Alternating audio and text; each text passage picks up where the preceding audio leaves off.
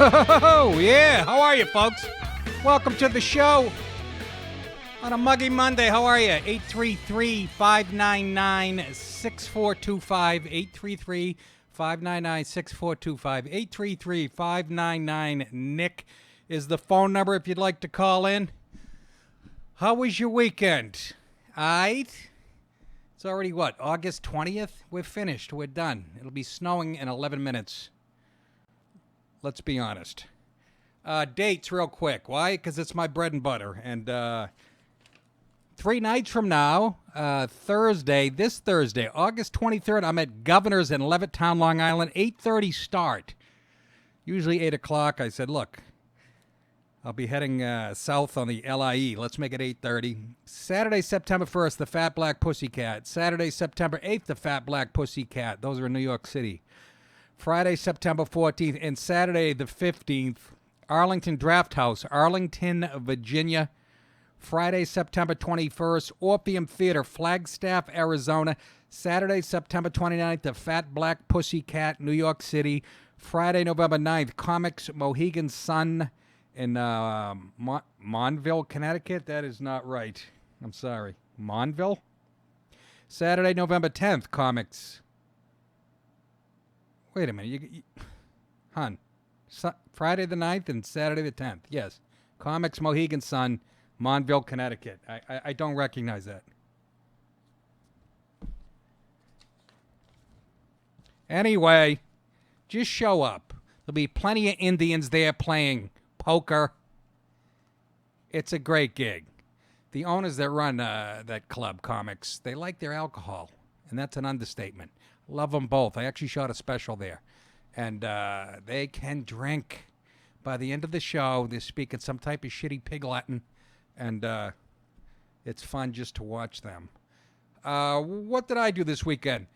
Last week I told you about a carp I had. It was in the pond when I moved here, so don't get on me because they're illegal here in the state of New York, but they eat the algae. Anyways, when I moved into the house, the thing was about 6 inches long. Now it's about 24 inches or more and weighs about 20 pounds. And I told you last week or the week before, I had to save it. It was flapping around. I have a pond that spills down like a little waterfall about 10 feet, and then a brook that goes out across the front of my yard, under the street, into the woods. And a couple weeks ago, my wife spotted that thing flapping around, and I went out and saved the dummy. I had to go up to knee-high in pond water and scoop it into a bucket. Well, guess what? We put it back in the pond a couple weeks ago. What did my wife see again? Flapping around in the brook in 6 inches of water. I had to go back down there. Thing was all beat up, and the stomach was all cut up and bloody and shit. And again, I tried to grab it with my bare hands. Frightening. I don't know how people mess with fucking nature. It's creepy. But I got it back into this bucket with 2 wheels on it, dropped it back into the pond. I actually put a screen up to keep stupid from falling back into the brook. And he was gasping for air. I did him a favor. Anybody know if carp is good eats? I mean, if you're a vegetarian, it lives on nothing but algae and green shit, like Janine Garofalo. What? I don't even know if Janine's. I just thought of the most liberal woman I could picture that, whatever. Anyways, so I did my good deed for the weekend. I saved the carp, and it could be floating out there. I don't dare look, but I got to get some more. I'll do it illegally. I'll put on a rubber nose and glasses and drive upstate. Up there, there's no fucking rules.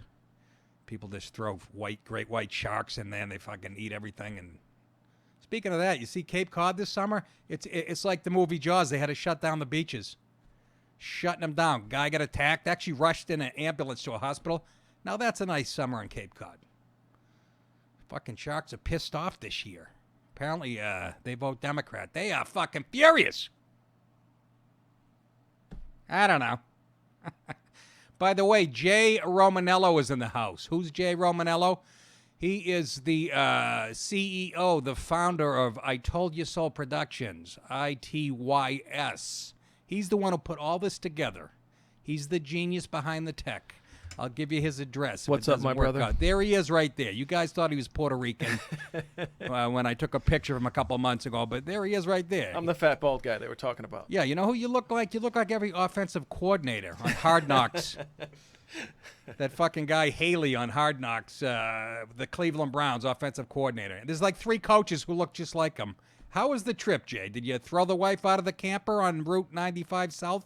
Well, I'll tell you, there's nothing more exciting than camping than emptying the shitter when your wife's inside on the hopper dropping hot rounds on you. Oh, for the love of Pete. Do we have to go there already? Well, I heard a lot of septic tank talk while I was gone. I was just going to say the guy next to you, just You the can guy still next smell to you. me. Yeah, you can still smell Jason. Well, that's why I'm here, to save him from the septic system. Jason had his head in my septic tank as a punishment, and dirt and rocks fell in, and it splashed up.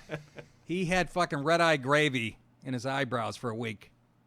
Yummy, yummy.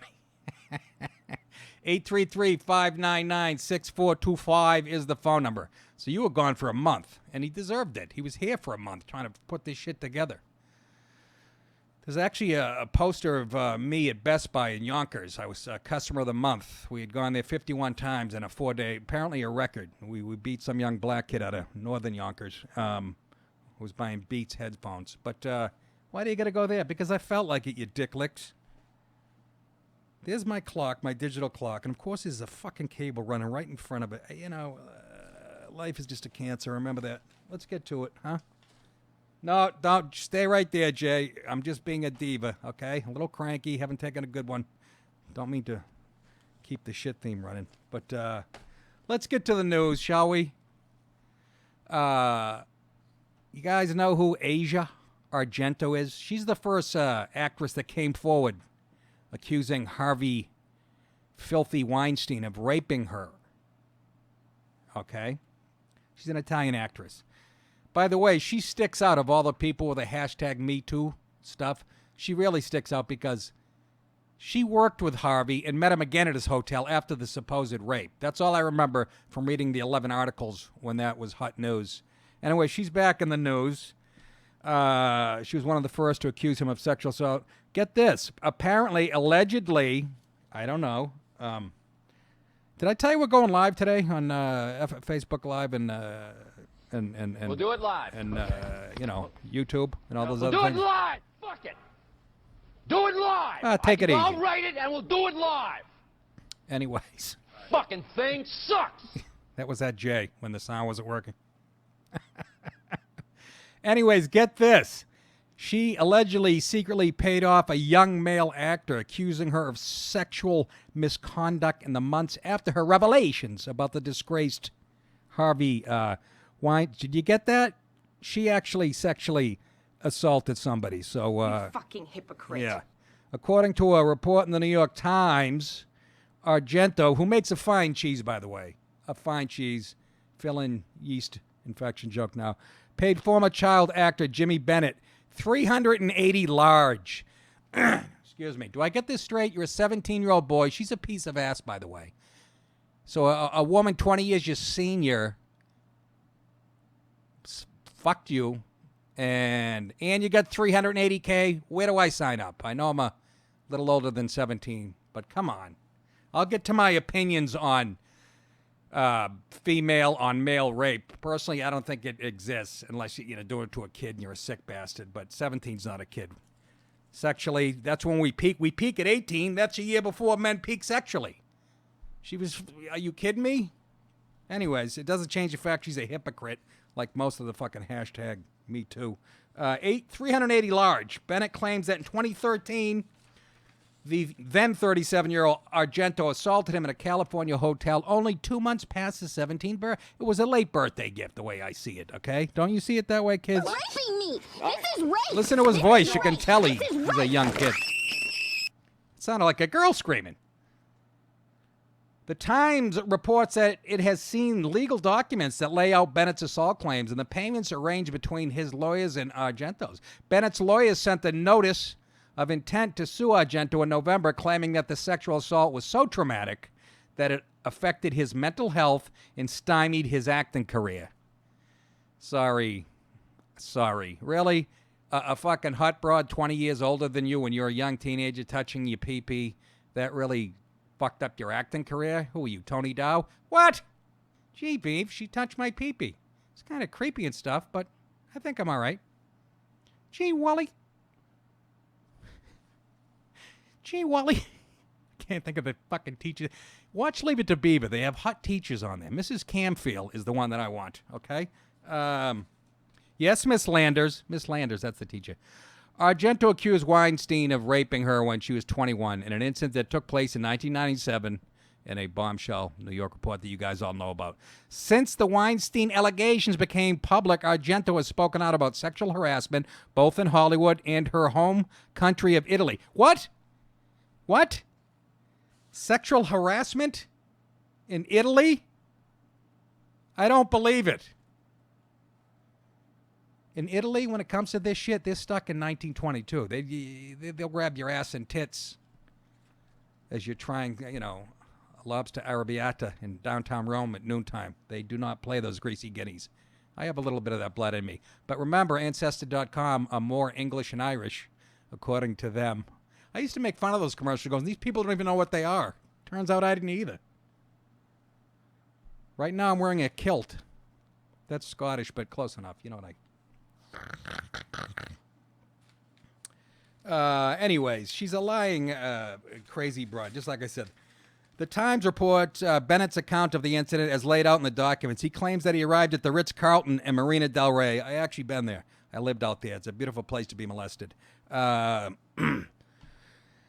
Ritz-Carlton in Marina del Rey to meet Argento in her hotel room on May 10th, 2013 with a family member. Argento asked to be alone with Bennett. Must have learned that from Weinstein. Actually, that happened before Weinstein. And the family member left. Bennett claims Argento gave him alcohol and also showed him notes she had made on hotel stationery. She then proceeded to kiss him and perform oral sex before having intercourse with him. Wow. The documents say that Argento then asked to take a number of photos with him. Photos of Argento and Bennett semi-clothed in bed, as well as an Instagram post of their faces taken on that day, were included in the notice of intent to. So she didn't check out. She didn't check out the laws, what's underage, and first of all, as a comedian, that's the first thing we used to do. If you're a single comic in your 20s, the first thing you do, you get to a state, you call the cop station and just ask the sergeant at the desk, what's the legal age of consent? And they're like, why? And you go, come to the Funny Bone in Denver and find out later, fatso.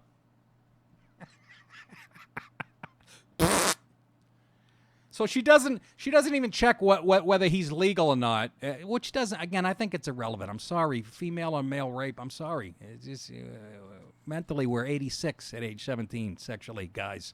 You're not going to hurt us. We're impenetrable. But she doesn't check it out. She didn't check out the laws, and then she takes pictures and puts them on social media. So she's a fucking, it's hard to see how Harvey fooled her into a blowjob, huh? At the fucking Four Seasons. Real fucking genius. Bennett's lawyer claims that Argento herself, as a victim of sexual assault, as well as taking a prominent role in hashtag #MeToo movement, triggered memories. Oh, this triggered memories of his own assault. This makes sense here, according to the legal documents.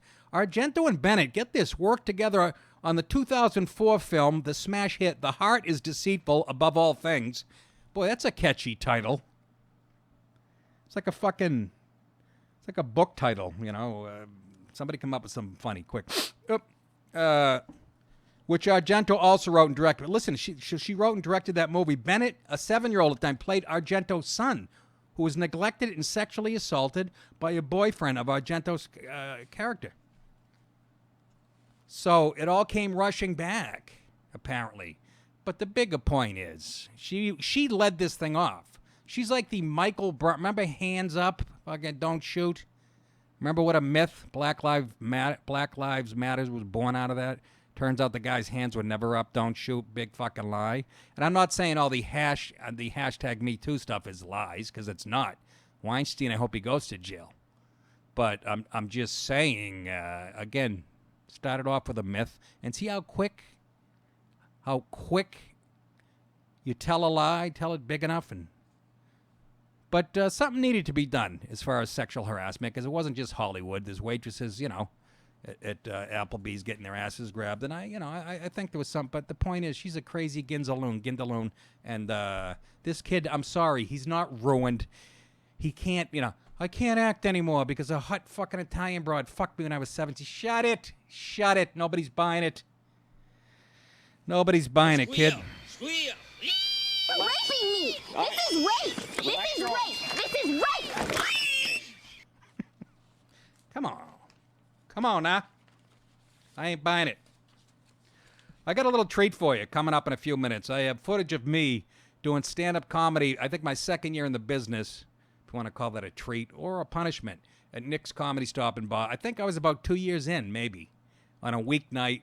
And back then, you go into Nick's on a Wednesday, there'd be almost 200 people in there. It was crazy. And I was a young comic, and Don Gavin or somebody had their own show.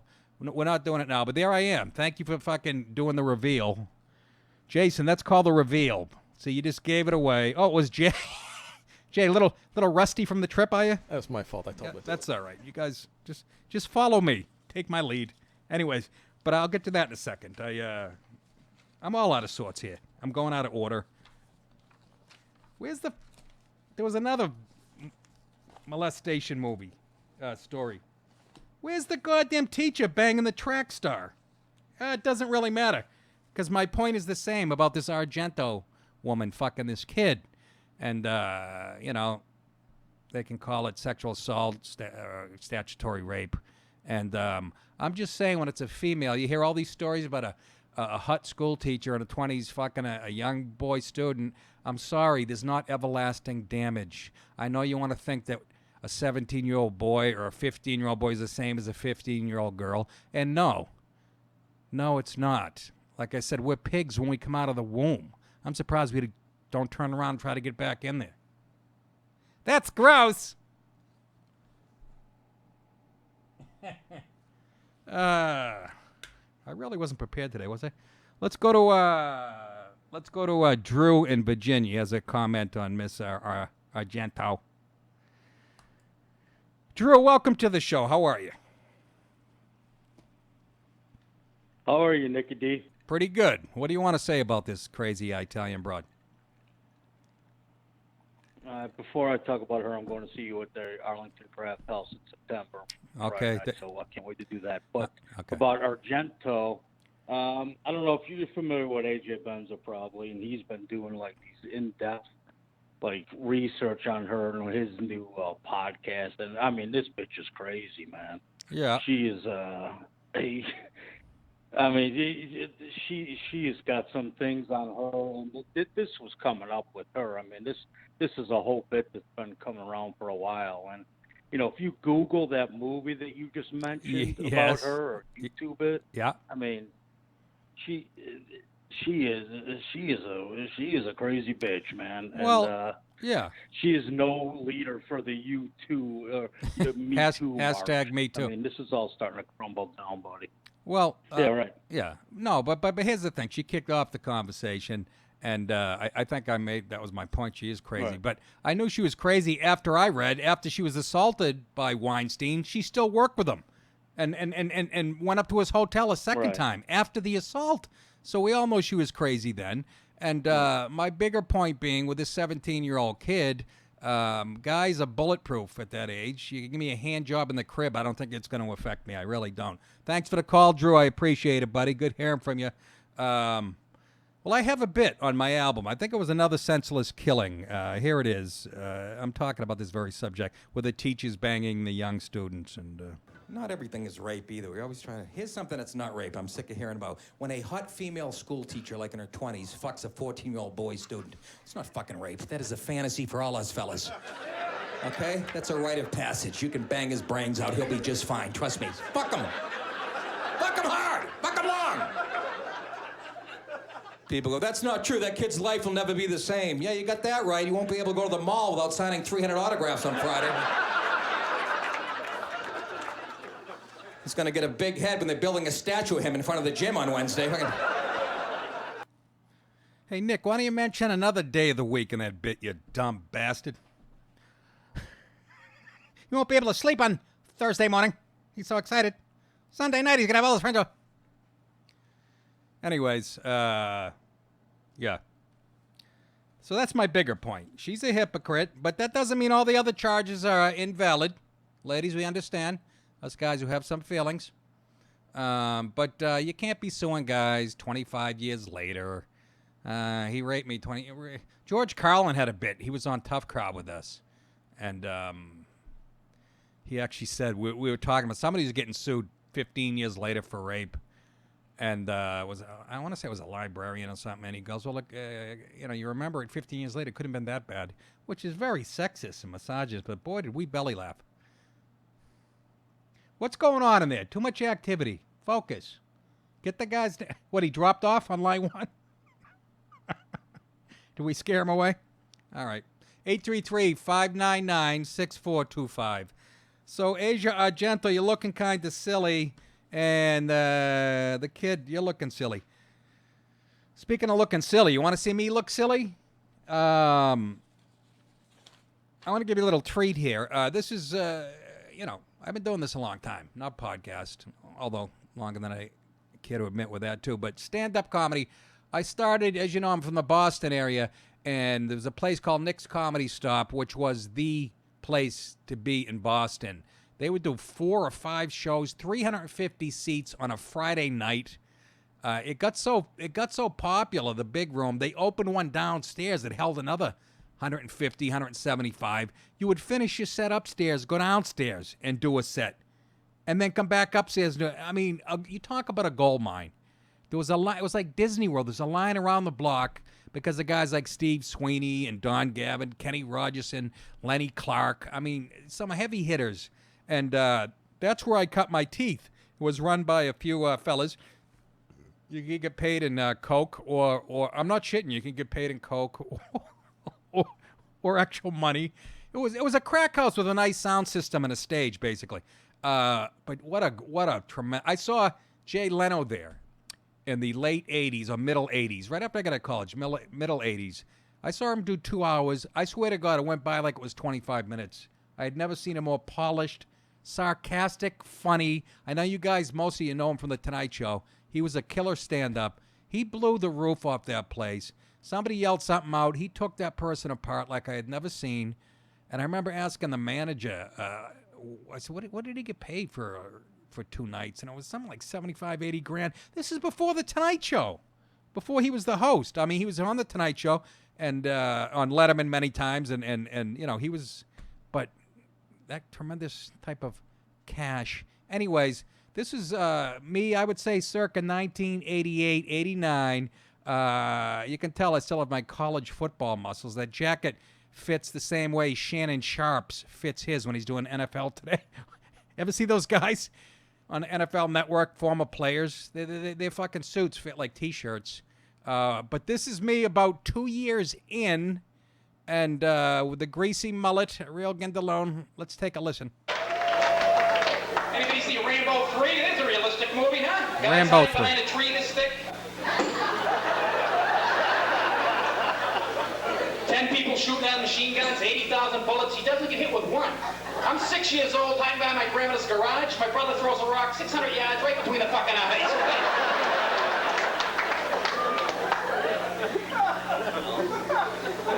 Visited my parents today. My father thinks he's Joe Fix-It around the house, thinks he can fix anything. Last week he's trying to get free cable channels. I said, hey, Dad, there's electricity. You don't know shit about that. Don't tell me, he says. He's got a beer in one hand, a Phillips head in the other, Goes behind the set for about 10 minutes, all of a sudden he hit an 8-foot flame, blue smoke all over the house, right?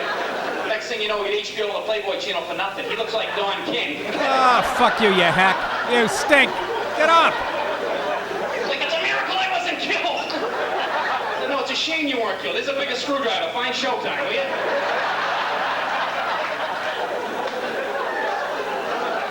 It's kind of a cheap trick, too. We're trying to pick up the Tyson fight last month. He's got my mother wrapped in tinfoil on the roof, you know? No, he didn't, you fucking liar. Family's in mourning right now. I lost an uncle about a month ago. He ruptured a blood vessel on his head. He was trying to suck a McDonald's shake to a crazy straw. Bullshit. Liar, liar, whore, liar. Thanks for caring. I like that a third loop, he just passed out, you know? gets that guy. He lived with us for 6 months. He got me hooked on Captain Crunch cereal.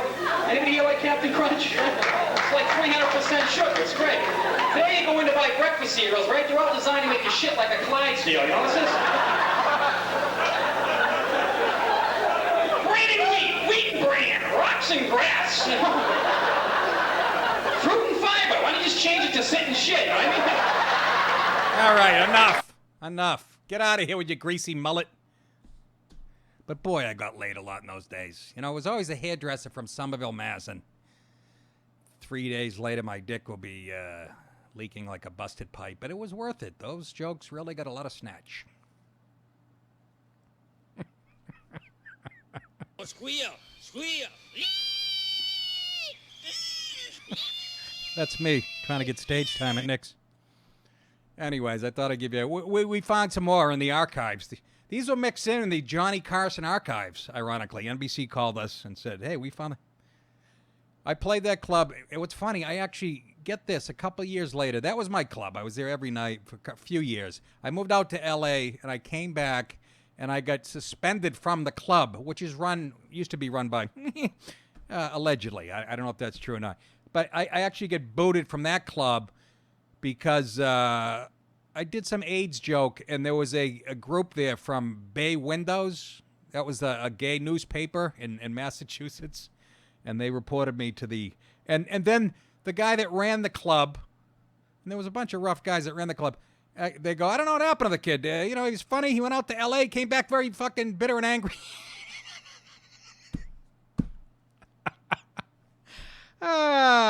Anyways, but we'll have more footage.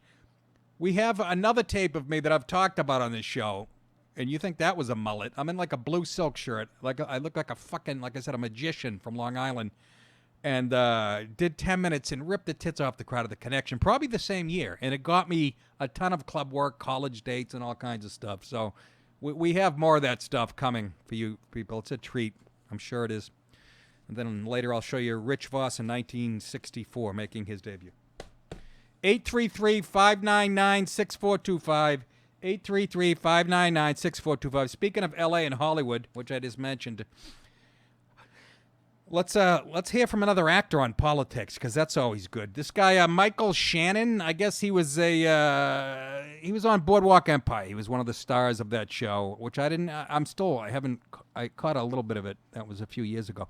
But he did an interview recently with Playboy magazine, and he launched into a foul language tirade against President Trump, insisting that he would never portray Trump, even though he is known for portraying bad guys. Shannon, who played the evil General Zod in the Superman film, for you fucking nerds who didn't like pussy or playing with soldiers or trucks as a kid. I was weird like that. I like little girls in football. He said that Trump is no, in quote, suffering bad guy. He's having a blast, Shannon told the Men's Magazine. First of all, Playboy's still fucking relevant. There you go. There you go. There's the face of success. Huh? God help us. He says he's having a blast. Are you fucking kidding me? He said that guy's having so much fun. Shannon went on to demean the job of President of the United States as one where hard work is not necessary. And here's where he loses him. He says he doesn't even have to work. All the hard work that most people have to do to get to be President of the United States, he just skipped all that. Huh? He beat out one of the most rounded Republican primaries, 12 guys, the Jeb Bushes of the world, professional politicians, Mr. Shannon. Guy's probably a great I don't give a shit. He did no work. If you remember, on the night before the election, Trump was in Wisconsin.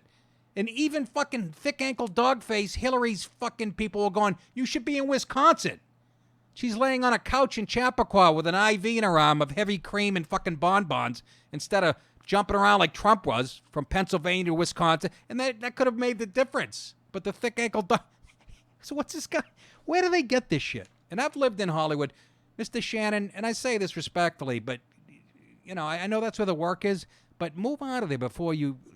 it's too late. Sounds like you're gone. But even when I was there for 4.5 years, I was starting to Shit was starting to seep into my fucking brain a little bit. I was wearing a beret on stage, trying marijuana, crazy left-wing shit like that.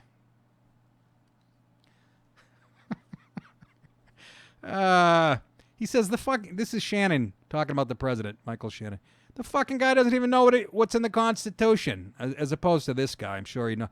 He doesn't have any grasp of history or politics, said the man with a fucking winter hat on and a down jacket in fucking July in L.A.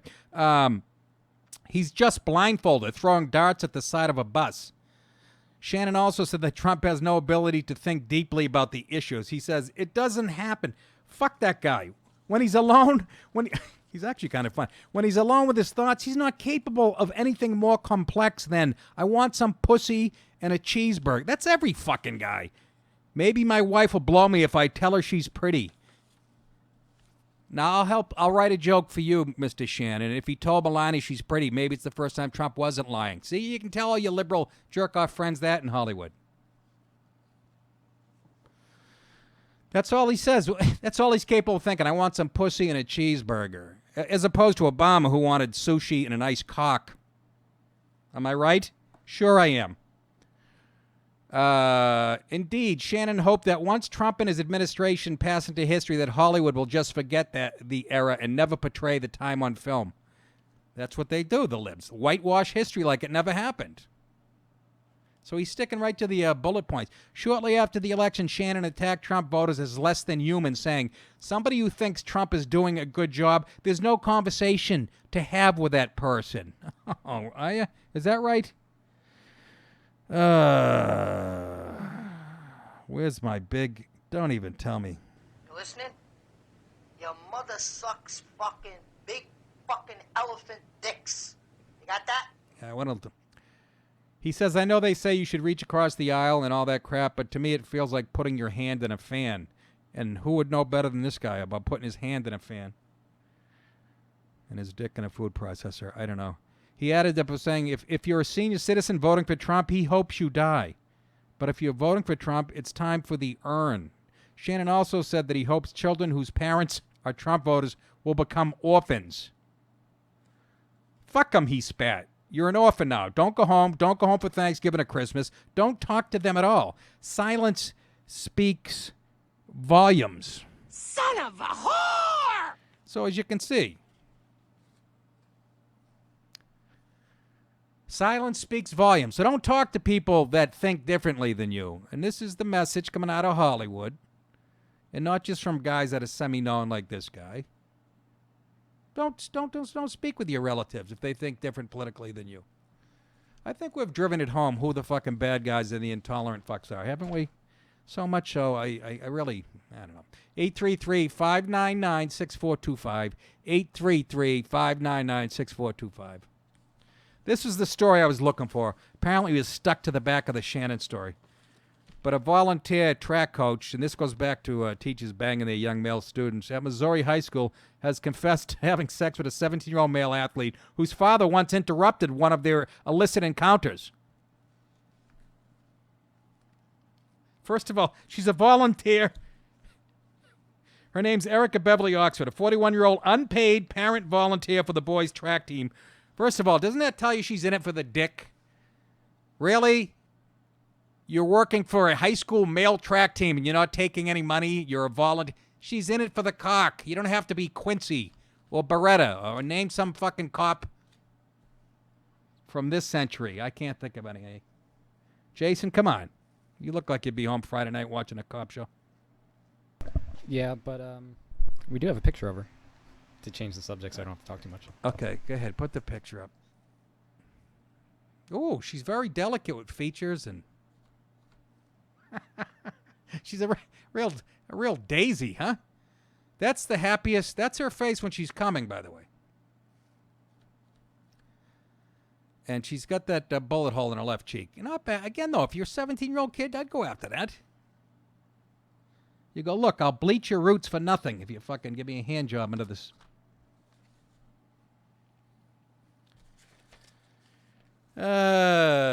So that's her.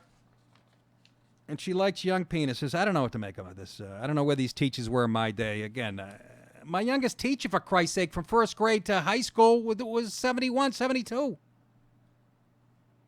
If I wanted to fuck them, I could have sex with the back of their arms, that skin flapping.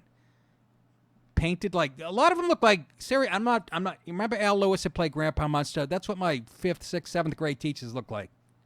King Kong Bundy in a sundress. Google the reference. The alleged sexual relationship started in April. Oxford has admitted to having regular weekly encounters with the student, court documents show. The school's principal notified parents of Oxford's arrest in a letter indicating she had previously passed a thorough background check, what the president calls, real vetting, thorough vetting. Look at her. Happy, huh? And that's her getting laid. That's the mug photo. I'd like to see her on a dry spell. Jesus H. Christ, Heloise. She passed a thorough background check for volunteers. And, I mean, how thorough is a background check for somebody you're not paying? You know? What did you say? Do you like testicles? Do you like sweaty balls? Do you like young, strong fellas in shorts? All right, the job's yours. Oxford of St. Peter's was released on $20,000 bond. This is in the Missouri area. After turning herself into police, she's now barred from having contact with the victim or his family. Oh, God. All right, take it down. What are you trying to get her a fucking job on Dancing with the Whores? Jesus, Jason, you got the instincts of a guy who's done, radio twice. That's one more time than I did it. Oh, we got to go to Robert in Bay Ridge, line 1. He says he banged his teacher in high school. And I'm sure, what was it, the metal shop teacher, Mr. Pinkham? What's going on? What's going on, Robert? Fill us in all the details, please. Not much. I'll get the She lube. was actually, she wasn't bad looking. And the way I ended up fucking her, I went to this nightclub, the Roxy, when I was around 15, 16, and I'm sitting on a bench smoking a joint. Yeah. And I look over and I was like, oh, shit, she's sitting right there. I'm not going to blow her name up because I still kind of know her. And when she called, I was like, I'm fucked. Like, I'm failing sociology this year or whatever. And when she, what's it called? She was like, you going to let me hit that? And it kind of was like, oh, shit. So I go to school the next week, and I'm like, I'm telling my boss, I'm like, yo, I smoked a joint with Miss Seinfeld. And I was like, he's like, no, you didn't. She ends up asking me if I can get her weed. I get her weed. And then she passes me on all the classes, calls me one night. I end up going to her house. And I ended up just fucking her for like 5 months. It was awesome. 5 months? You got some stamina. I can go about 20 minutes. But good for you. Hey, Robert, Yeah. let me ask you a question.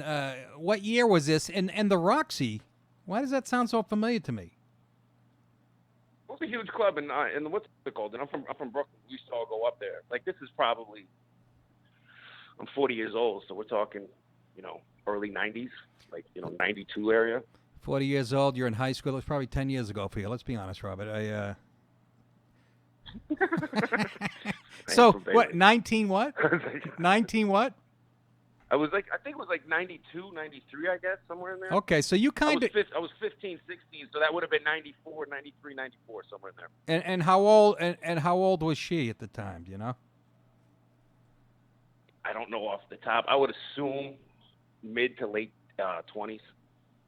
She was like a new teacher. And she was like the hot teacher, like she's like, oh, I love rap music and my boyfriend skateboards. I remember her saying that before all this shit happened. And like, I love rap music and she loves skateboards. Dumb shit like that. Like, I just was like, all right. And I remember she had the weirdest one was when I went to her house. Yeah. She lived in this place in like the 20 by Broadway, like, I guess that's the Flatiron District. Used to be kind of grimy back then. Yeah. And it had she lived with like 15 girls in this humongous loft. And I remember when I banged her, they're all laughing at her because I'm like, I guess I didn't look as cool as I do now. So they're all looking. I'm like, oh, all right. Now let me ask you. Is this the one with the weed? And I was like, let me ask you a question, Robert. Did it fuck you up even though it was consensual? Were you all fucked up from an older woman banging you? oh, hell no. Of course not. It made you a man. It did. And you know what's funny about it is that the reason I actually stopped screwing with her because like she one time, like, I guess she started feeling for me, I guess, and I kind of looked at her, I was like, I'm 16, like, I'm dropping out of high school soon, like, like, what do you want, like, and she was like, so what do you think this is gonna lead? I was like, was it gonna lead? Probably, Probably prison for you, bitch. She got really kind of spooked about that, and I was just like, I'm not gonna rat you out. Don't worry about it.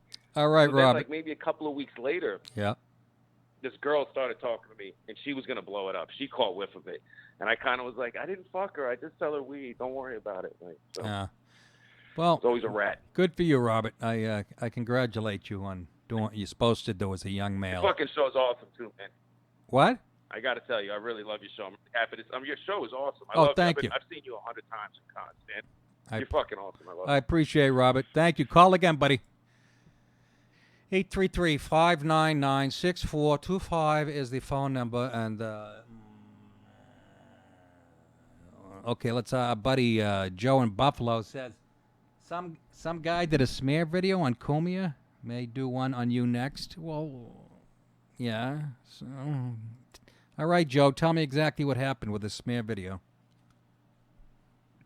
All right, so this guy, he's evidently some like liberal, taken out of context, typical of the left. He's got quite a little following going on YouTube. Yeah. He's did this whole 4-part with the scary, spooky music behind it. They're trying to take everything out of context, calling him this white supremacist. Yeah. He's talking in his discussion boards. He wants to do one on you next. I mean, I don't want to give the guy any publicity or anything, or even give the guy's YouTube channel, but I just wondered if you ever caught wind of that or heard anything about it. Did you? It's I'm sorry. Go ahead. You said he actually said he wants to do one on me next.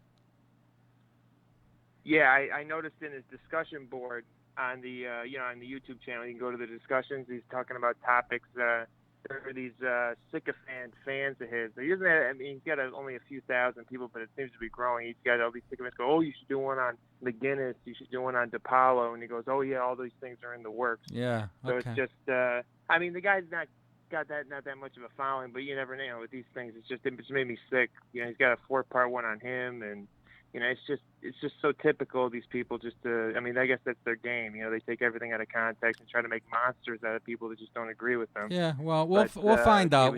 We'll find out where he lives, and we have people. I have somebody in North Korea that can hack into this guy's fucking.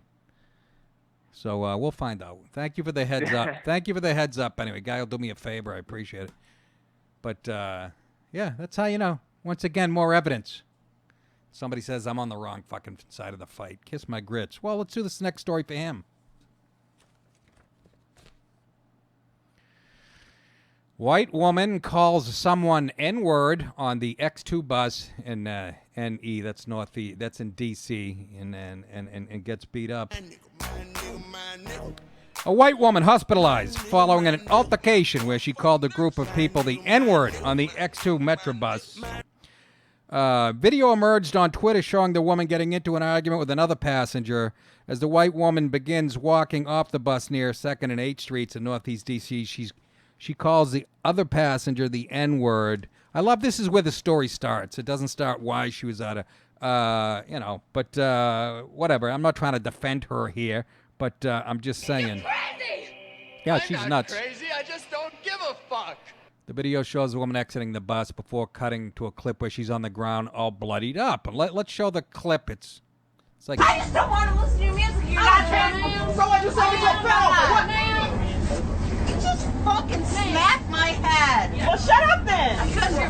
No, I don't have to shut up. Get the hell off the bus. Get off the bus. Nigger asses. Oh! Watch the next video.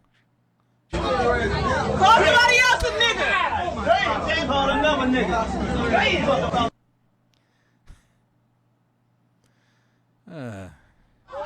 Shut your dumb ass up. All right, whatever. We get the point. Point being, I love how it cuts. The fucking video never starts at the beginning with some jerk off is blaring music, and here's my take on that. Okay, so she was provoked, but that's not even the headline. It's not mentioned in the story. That's my point. Not defending what she said, and my point on that is if you're crazy enough to drop the N on a bus full of black people, that's how you're gonna fucking end up. So, but don't skip over the part that started the fucking fight in the first place. But the funny part, it's almost comical how they cut from her getting off to the bus to her leg. You could just see a bloody person laying on the but here's the funny part. What the fuck? Looks like she's got a maroon hijab on there. You want to drop the N-bomb on a fucking bus full of black people? But here's what cracked me up. There are a lot of black people tweeting about the incident, and you can tell it really bothers white liberals more than it does black people. Like I said, they assume we were all fucking racist, so it doesn't shock them or whatever. And but even this bus must be notoriously dangerous, because even the tweets are cracking me up. What's this for? I used to ride the X2 from Minnesota Ave down past goddamn Chinatown. And the protocol is eyes straight ahead, hands and feet to yourself. Then it says, niggas get on that bus looking to risk it all with an AS. I don't know. That's from Gunner. Of all buses on DC gentrified Earth to call a group of black people the N-word, she chose the X-fucking-2? Then it says, I am SB, blah, blah, blah, blah, blah. I don't even know what that means. But now we get into the... this is from a black woman. I'm not for violence, but yikes, the X2 with 19 question mark. First of all, do you know how crowded the X2 is? This is a black one. I'm reading her tweet, so don't take me out of context. Niggas be mad on there just because. And you want to call someone a nigger? Really? And then the next one from another black, I'm guessing Jason. Niggas said she was on the X2 towards Minnesota Ave. The confidence of these colonizers. That could be a white liberal, or it could be a. And then, I don't know. There's another one, but we don't need to. I would just like to see the buddy. I want to see the camera turned on, the minute it starts. You heard her right at the beginning saying, I don't want to listen to your music. So we know somebody was blaring some shit. But again, you got to shut up. I've been on the subway in New York. I mouthed off once when I first moved in, and I wouldn't do it again because I really thought I was going to have my head chopped off. But, you use it at your own fucking risk and suffer the consequences. But apparently that bus, I want to go to D.C. now just to watch that bus go by. There's black people saying it's an angry bus full of black people. I mean, Jesus. 833-599-6425. And she looked like, the woman kind of looked like she would voted for Obama. Got the face of a fucking boot, those glasses, and certainly would hate somebody like me. But, free speech. Use it at your own risk, I think, is the message there. But those tweets were killing me. Don't take the X2. Goes from Minnesota Ave to wherever. That's DC for you. Anyways, 833-599-6425 is the phone number. This guy Nolte writes for Breitbart. Had a great story because you know Trump and Brennan are going at it again about revoking his security clearance, and now all the other little pussies that worked in the Obama administration, the deep state, they all have their panties in a bunch. And a lot of them, though, this weekend, including people on that list, like James Clapper, are saying that Brennan is yapping a little too much. I'm paraphrasing, but it's becoming an issue. The way Brennan's talking about the president, and president's right. Brennan's a fucking bad guy and a political fucking hack. And but Nolte and Breitbart wrote a good article. It says, flashback, media didn't care when Obama scrubbed security clearances. According to our media today, revoking security clearances of those who are no longer in government is the stuff of banana republics, of dictators, and a full-blown assault against the First Amendment.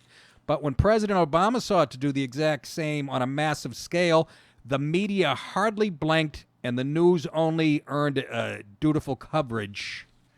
Which, again, I'm sick of pointing out the fucking double standard and the hypocrisy of the left-leaning media. I fucking hate the way you make me fucking ride you. Now get the fuck out of here. This was the headline in Politico, which is a far-left publication, November 21st, 2013. White House looks to scrub clearance list. In a directive obtained by Politico, Director of National Intelligence James Clapper, who's currently in this, questioned the booming rolls of security clearance holders. At last count, more than 4.9 million people had clearances, of whom over 1.4 mil took the X2 bus to Minnesota. 1.4 mil were cleared for access at the top secret level. This is Clapper talking in 2013. I write to express my concern about threats to national security resulting from the increasing number of people with eligibility for access to classified national security information, particularly top secret, TS, and top secret secure compartmental information, that's TS/SCI, Clapper said, wrote in a 3-page memo dated October 31st and cited at a Senate hearing Wednesday. Clapper asked agencies to perform a top-to-bottom scrub of the teeming rolls of people authorized to access classified information and to remove anyone deemed not to have a so-called need to fucking know. That was in November 2013 from Clapper. So Nolte says, where was the media uproar then? He says, here you have the Obama administration openly taking aggressive action for the exact same reasons the Trump administration is. A legitimate security concern over those no longer in government using their continued security access as a means to obtain wealth and position in the private sector, which includes the people going on CNN, MSNBC. They use their clearance to leak shit to the Rachel Maddows of the world and the fucking Don Lemons and the Wolf Blitzers of the fucking world. But then he makes the point, and this is the whole gist of the article. The difference, of course, is that during the Obama administration, the establishment media, meaning CNN, NBC, New York Times, Washington Post, had zero desire to uncover anything negative about Obama. And so, in turn, they had no desire to put former government officials on the payroll who would dish dirt on their precious Barry Obama, or to use them as background sources. So that's the point.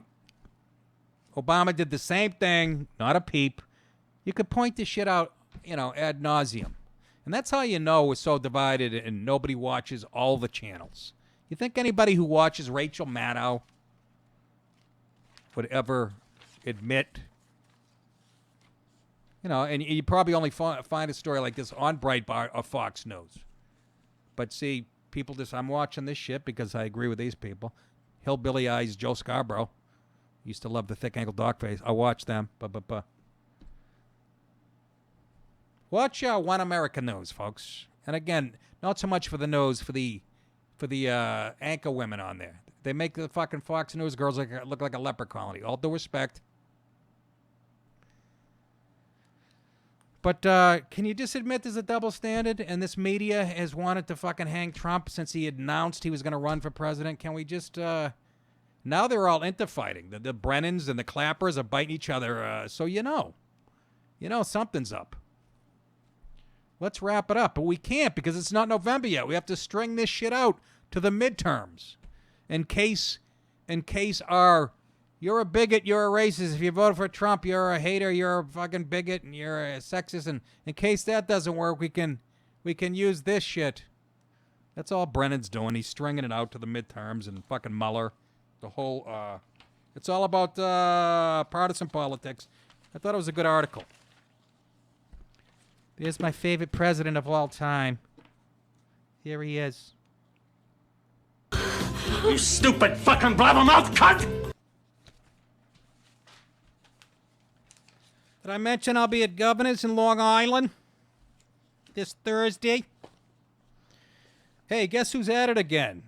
Andrew Cuomo. New York Governor Andrew Cuomo on Sunday called President Trump un-American. That's funny. Didn't he just say that America was never great? Didn't he say that last week? Who's un-American? You fucking left-leaning goo gobbler, fucking high taxes, suck off my tit welfare state lover. Labeled his supporters as being full of sexism, racism, bigotry, and I don't mind you going after Trump himself, but don't lump us into it, you fucking jerk off. And he's going to get away with this because he's running against Cynthia Nixon. Yeah, from Sex and the City. That's his competition. And he still says shit like this. He's going to steamroll her anyways. Cuomo's comments came during a Sunday campaign stop at a First Baptist Church of Crown Heights in Brooklyn. It's a black church. So once again, like Hillary and any of the white lib, they get in front of a black audience and they just can't fucking help themselves and think they can get away with everything. Like, they don't realize it's going to get out. In Mr. Trump's America, the points on the compass are not north, south, east, or west. They are sexism, racism, bigotry, and intolerance. You stupid fucking blabbermouth cunt! I'll hit that one 6 more times before the show's out. That's the mood I'm in on a Monday. Listen, first of all, yeah, so we're all sexist, racist, big. Meanwhile, hello, Bill Clinton, he wasn't sexist. Al Franken, I could go on. And as far as racism, what party started the Ku Klux Klan and Jim Crow? So why don't you learn your history and fucking go bang your wife who makes cupcakes on the Food Network? Well, she used to. Everybody, I'm reading from, this is what he said in front of the black church. Every neighborhood has it. The scared small man in the house. Well, this is a big house. They ain't talking about me. I mean, I'm a big man in a small house. I fucked that all up. Could have been funny. Every neighborhood has it. The scared small man in the house with the high fence. I don't have a fence. And the shiny mailbox.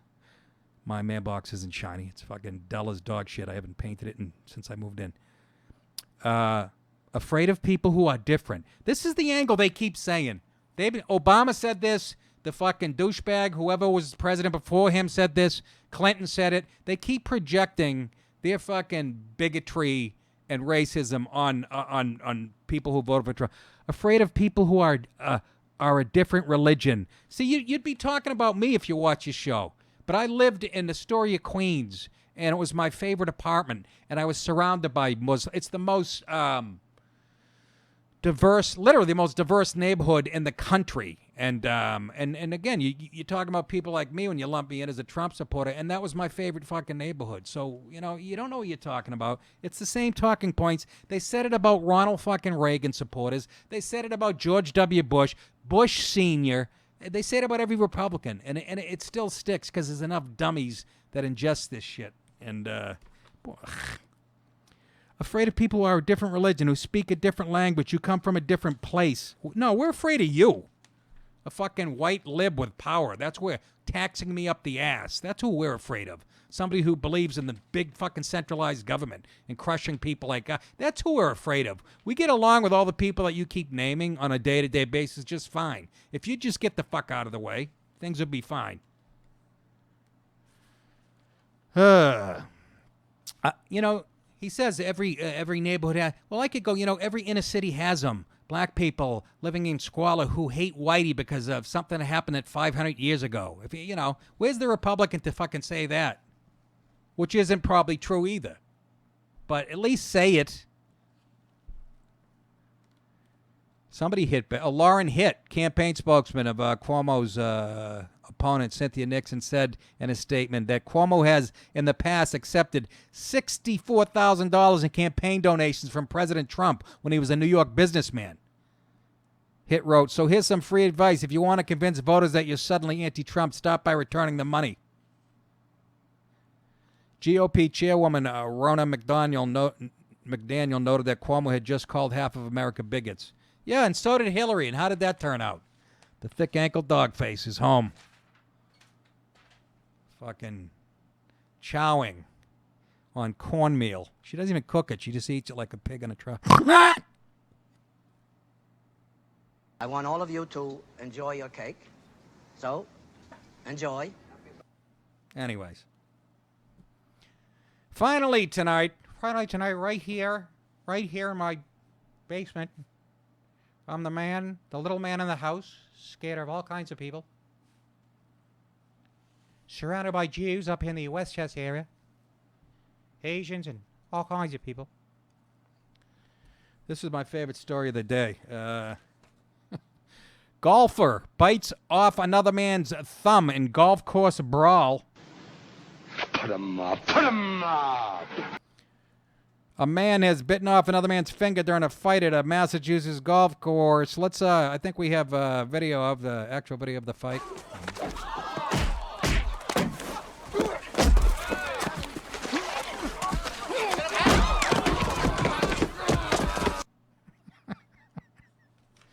been to that golf course. The report from Massachusetts television station says a 47-year-old man was arrested in Southers Marsh Golf Club in Plymouth. I got in a fight in Plymouth in a parking lot years ago. It's angry people in the South Shore. They drink heavily, and a lot of them have money and boats and shit, and they like to go. Was arrested at Southers Marsh Golf Club in Plymouth Saturday after he apparently got into a fight with another golfer and bit off part of his thumb right to the knuckle. We got another video? Another clip, I think. These are America's best. Oh, shit. I meant to play that first. I mean, I'm all out of thoughts. A bystander called 911, firefight. Why did firefighters arrive at a scene where a guy's thumb was bit off? What are you going to give it, mouth to nail? Fucking resuscitation. The victim was taken to a nearby hospital. God, I love my... this is the part of the state I love, actually. The Boston proper is all liberal, fucking whiny. Be advised, this is the guy on 911 dispatch. An update from the PD. Apparently there are two foursomes that got into an altercation. There's been a finger that's been bitten off. The victim's laying down on the main entrance road in between three golf carts. The attacker was arrested and charged with mayhem. Police have not released his identity. It was not immediately clear what caused the altercation. I know what it was. You know damn well what it was. There was a foursome playing real slow. Right, Jay? You golf? There was a foursome playing real slow, probably, and the guys behind him like, pick up the fucking pace. You know? And it's Cape Cod and you're golfing in the summer. Chances are you're having a martini at every hole or some type of competition. And I want to see the thumb. I want to see if it's like, who's the guy for the Giants blew his hand off? JP. What's the guy? JPP. JPP. Let's call him that. Jason Pierre-Paul. Yeah, Jason Pierre-Paul. I want to see the thumb. Anyways, that's massive. This guy could be charged of mayhem. That refers to harming another person with malicious intent to maim or disfigure. He could be facing 20 years. Never took up the game just for that couple reasons. I lost my cool playing putt-putt golf, miniature golf as we call it in Massachusetts. This is true. My sister, my brother-in-law all worked at this miniature golf course in my hometown. And I lost my shit. And I bounced. This is like at 6 o'clock on a Wednesday night. There's hundreds of people in this miniature golf, families with kids and shit. I bounce the golf ball, and I swing with my club like you would a baseball. But I wasn't going to – I didn't plan on making contact. I was going to swing and miss intentionally. Wouldn't you know I hit that fucker as sweet? It was – you could hear it whistling through a crowded miniature golf course. You could hear it whistling. It was going so fast. And it broke the corner of a pickup truck, a windshield in the parking lot. And I put my club down just like Bill Murray in Caddyshack and just fucking scurried away. I was like this, though, for 10 seconds. You could hear it whistling. It was head high. If it hit anybody, it would have fucking killed them. And that was on a miniature golf course. And then my brother, who's an avid golfer, right now he's in Scotland. He played St. Andrews, shot a 75 or some shit. But he's the one who talked me out of it. He was undefeated in high school and shit and said, your temperament, you're fucking retarded. Don't even... And then I read a story a couple years ago. I mentioned this on the show a couple weeks ago. A guy in Florida lost his temper down there. And this is probably 10 years ago. Wrapped his golf club around a tree. It snapped and went through his neck and killed him. Those two stories right there made me take up badminton.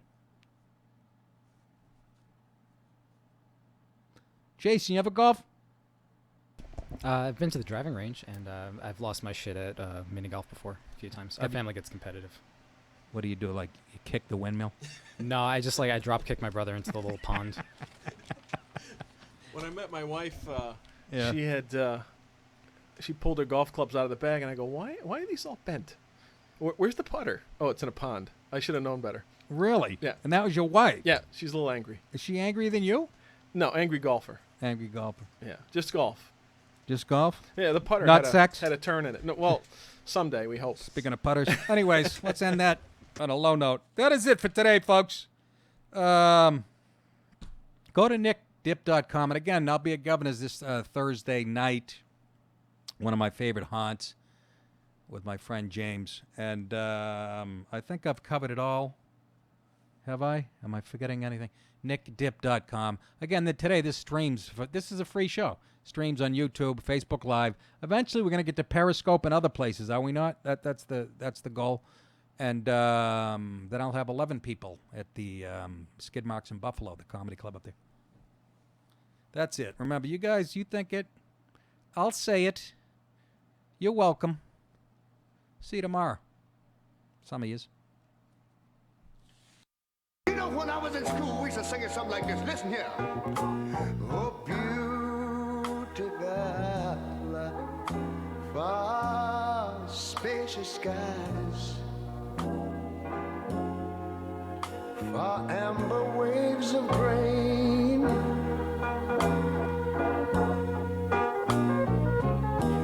far purple mountain